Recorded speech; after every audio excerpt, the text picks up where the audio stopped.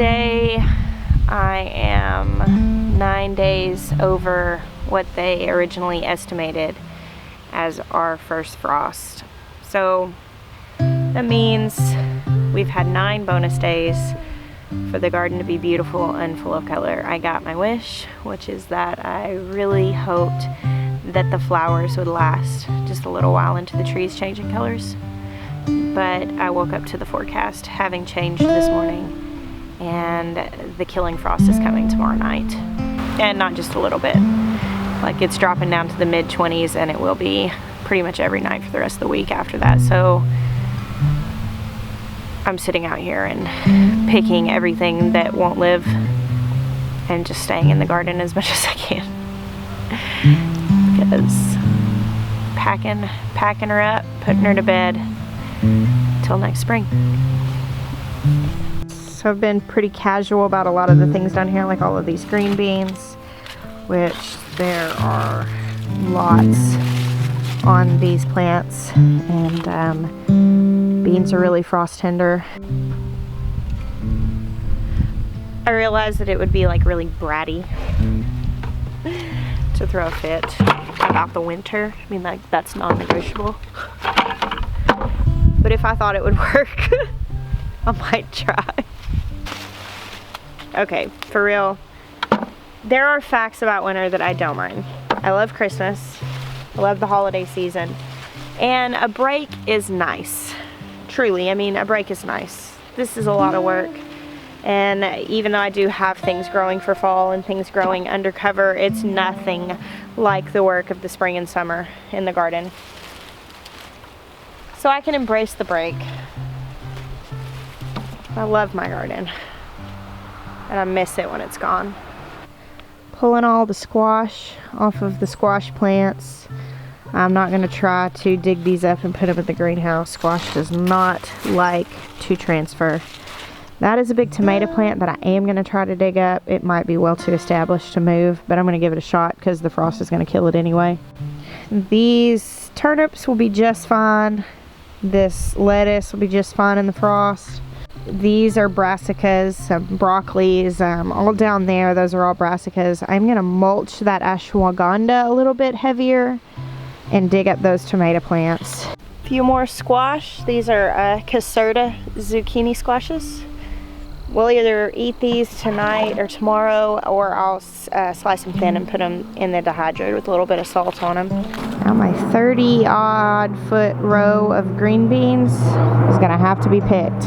These are bush beans, and kind of what happens to plants that are frost tender, as soon as the frost comes, when you get close, like when you start getting in the 30s, the plants start struggling. Like my cucumber plants look awful because we've had a couple of nights in the low 40s and high 30s. But once you hit the frost, they turn black. It's pretty nasty. So since these are all lush and lovely now, I'm gonna pick the beans off of them and go ahead and tear the plants out, because I can give them to my pigs and to my goats, to my chickens, and they'll eat the foliage, whereas if I wait for the frost to kill them, they'll just have to go straight in the compost pile. One thing you can do if you realize kind of late that frost is coming, like if the forecast where you live is really touchy. I mean, in Arkansas, we could seriously have sleet next week. And it was 80 degrees just a couple days ago. That's just how it is here. I know other places are like that too. But if it takes you by surprise and you find yourself really busy, or if you just don't have time to come out and harvest everything, cut the plants out and take the whole plant under cover. Because that'll give you a little extra time. Obviously you need to get the fruit off within a day or so, or else it's going to start wilting or become unusable. But at least you can harvest it in your house. You can do it after dark. If you find yourself in a pinch, that's one way to handle it.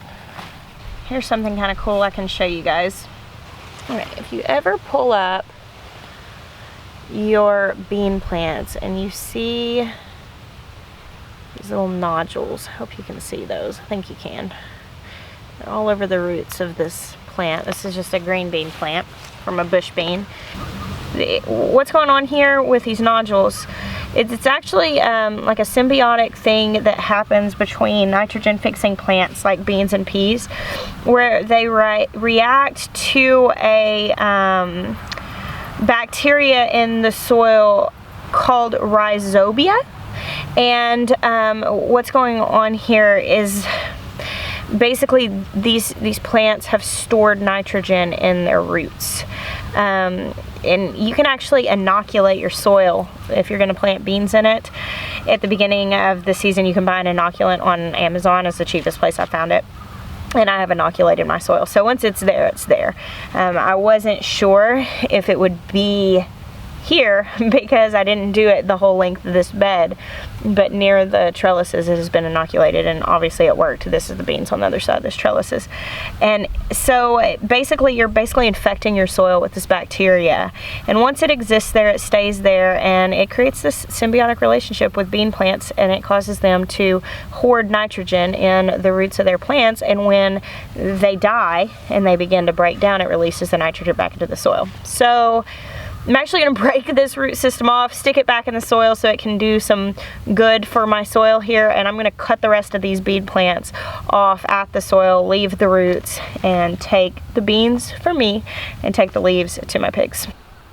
Quite a lot of beans, several piles of plants for my piggies, and I'm about to go grab some mulch and lay down a nice layer of mulch over this soil, which I've just uncovered by picking the plants out of it.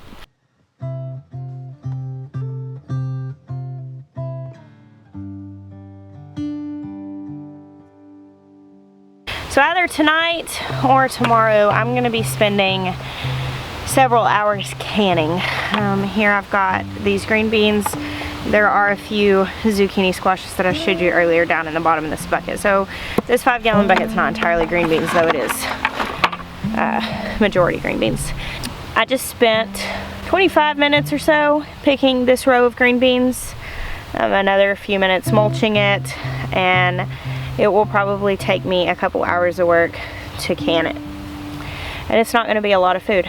I typically can our food in quarts because we have a really big family. However, most of my kids don't eat green beans.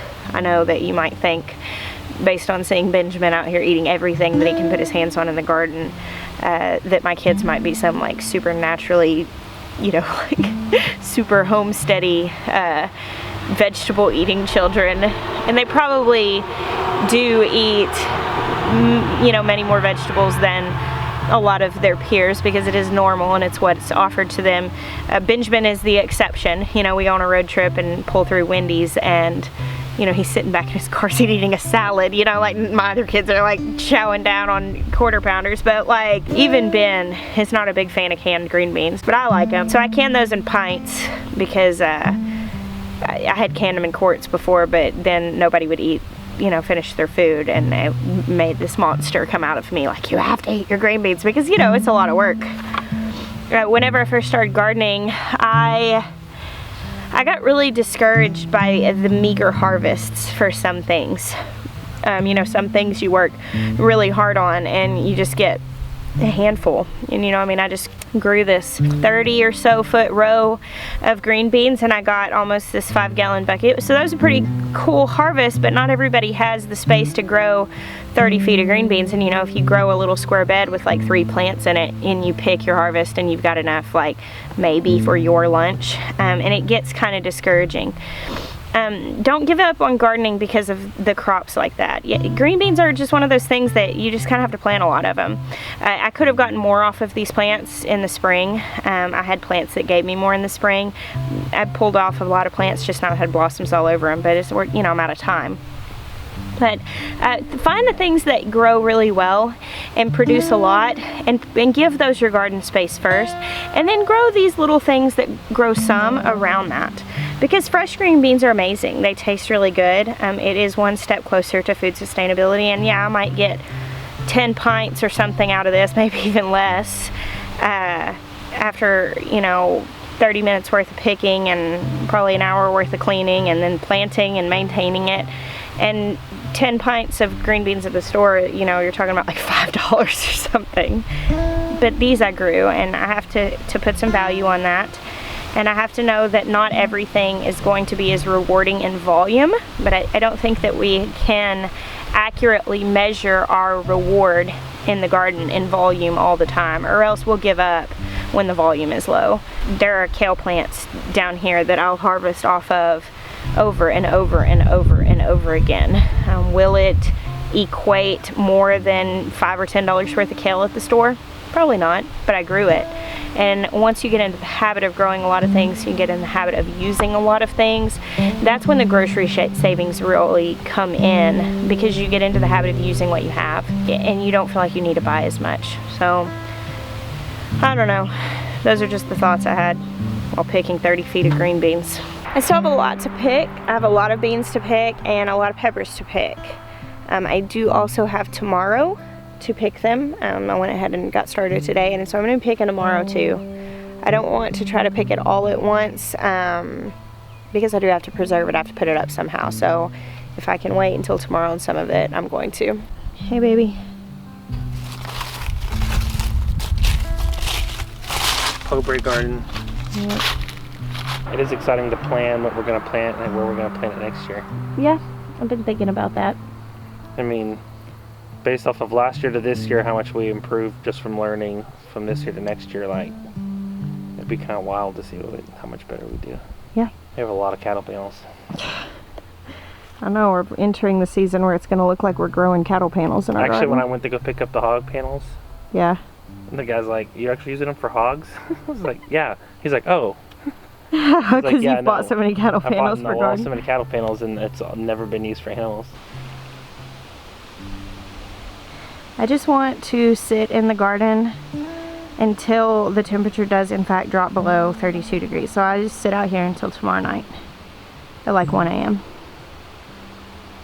Does that sound like a good idea? No. I'm gonna miss it. So we're gonna take these greens to the Piggies.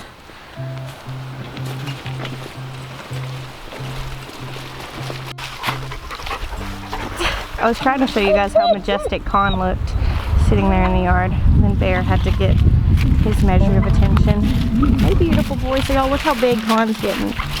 He's 15 weeks. I've got a vet appointment for him tomorrow. We'll find out how much he weighs. Uh-oh, it looks like the goats are coveting the Piggies' greens. You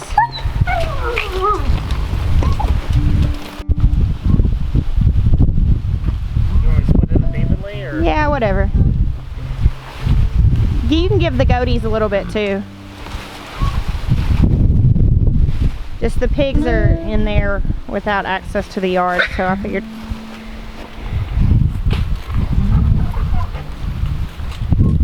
Did you get a treat, Eb? Ebony? Oh, Sookie stole it with her horns.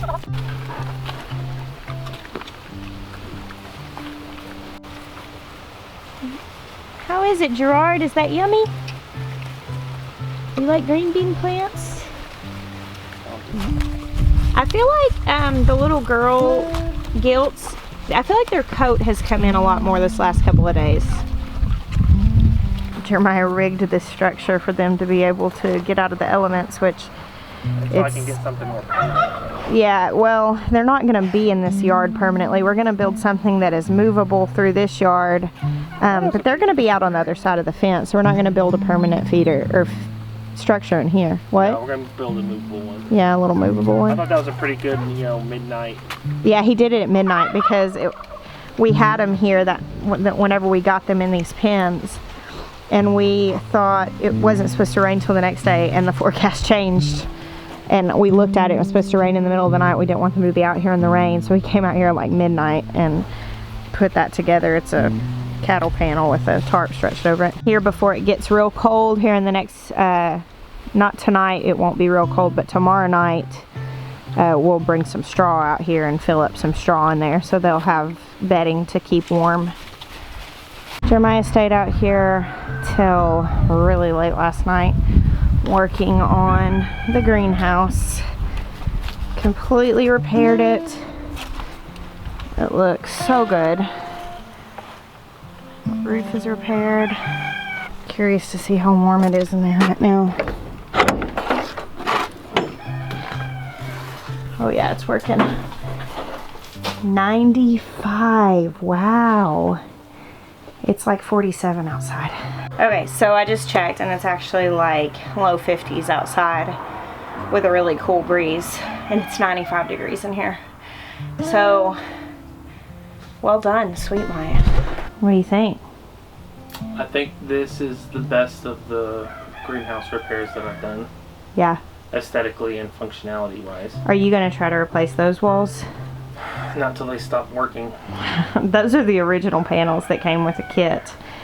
But I mean, eventually we could just replace it with this plastic and put on the roof, you know. Where did you get this plastic?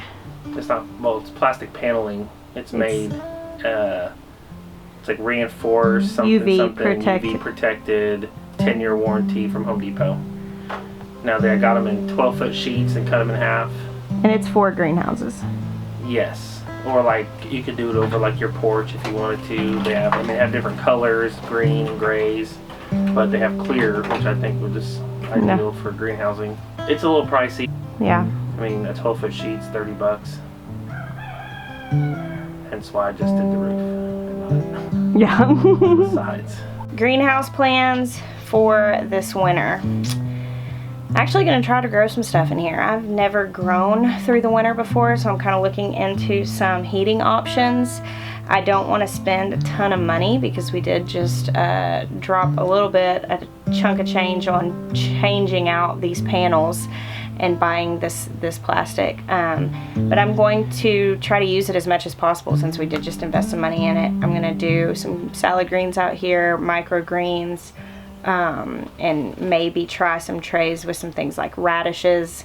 I'm actually gonna go get some potting soil today, and then we're looking at possibly getting a load of the composted super soil that we do in our beds out here soon. Are you wanting to get the window greenhouse done by spring? Yes, I'd like to. We got some windows delivered yesterday. Really, they're doors, but I think I'm gonna use them as windows. Yeah, a really sweet family that's local here messaged and asked if we would like some doors, and they also have some big windows that they said they had for us. Yeah, if anyone's local and wants to donate windows, we will come get them, seriously. Or, you know, if you want to sell them, we'll buy them. But we're going to need some windows because I know we've got some, but we don't have enough to do the kind of size greenhouse you've grown it to. It started out as a really small window greenhouse. Yeah, but you're really good at growing things. Now I'm thinking like maybe only like 8 feet wide, because it could be a little more narrow than this. This is 10 feet wide. But I'm thinking kind of on the long end. Like 14 feet? 16 feet? 18 feet? Why don't we just build our own Biltmore? Well, I am going to get to working on those green beans. Still have a lot more stuff to pick. I may try to pick a little bit more, but I'm going to take my camera inside. Therefore, it is time for me to say goodbye to you guys. Thank you very much for hanging out with me today. I bless you. Until next time.